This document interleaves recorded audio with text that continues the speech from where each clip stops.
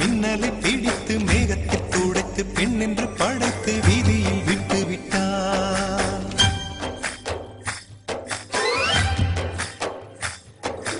இப்படி இன்னொரு பெண்மையை படைக்க தன்னிடம் கற்பனை தீர்ந்ததை எண்ணித்தான் பிரம்மனும் மூர்ச்சையுற்றார்.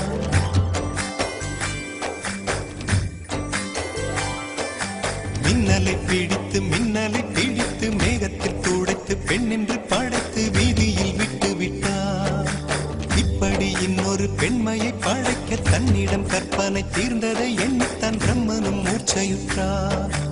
அவளின் நாசிக்குள் நுழைந்த காற்று உயிரை தடவி திரும்பும் போது மோட்சம் அடைந்து ராகங்கள் ஆகின்றதே.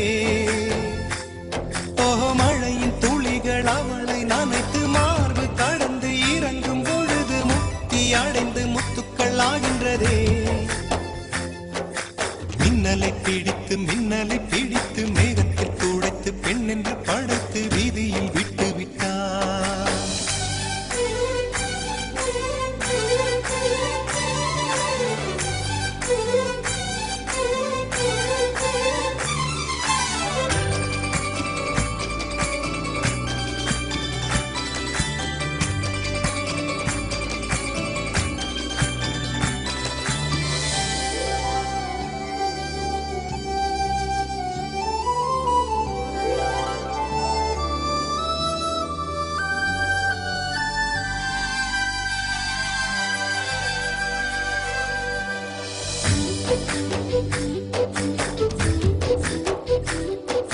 நிலவின் ஒளியை பிடித்து பாலில் நனைத்து கன்னங்கள் செய்து விட்டார்.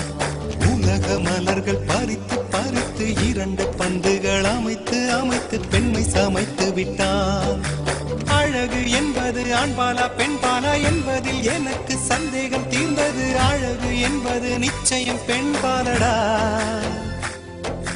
கவிதை என்பது மொழியின் வடிவம் என்றொரு கருத்தும் இன்று உடைந்தது. கவிதை என்பது கன்னி வடிவமடா.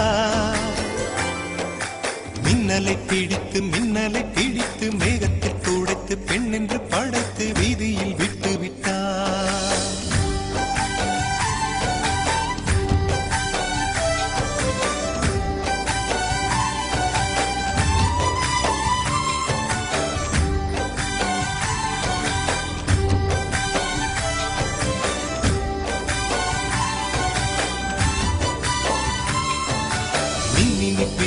மின்மினி பிடித்து கண்களில் பதித்து கண்மணி கண் பறித்தாள். தங்கத்தை எடுத்து அம்மியில் அரைத்து மஞ்சளாய் நினைத்து கண்ணத்தில் குழைத்து ஜீவனை ஏன் எடுத்தாள். காவித்துறவிக்கும் ஆசை வளர்ப்பவள், அருகம் புல்லுக்கும் ஆண்மை கொடுப்பவள், பெண்களின் நெஞ்சுக்கும் பித்தம் கொடுப்பவளே. ஓஹோ, தெரிந்த பாகங்கள் உயிரை தந்திட, மறைந்த பாகங்கள் உயிரை வாங்கிட, ஜனனம் மரணம் ரெண்டும் தருபவளே. மின்னலை பிடித்து மேகத்தில் துடைத்து பெண் என்று படை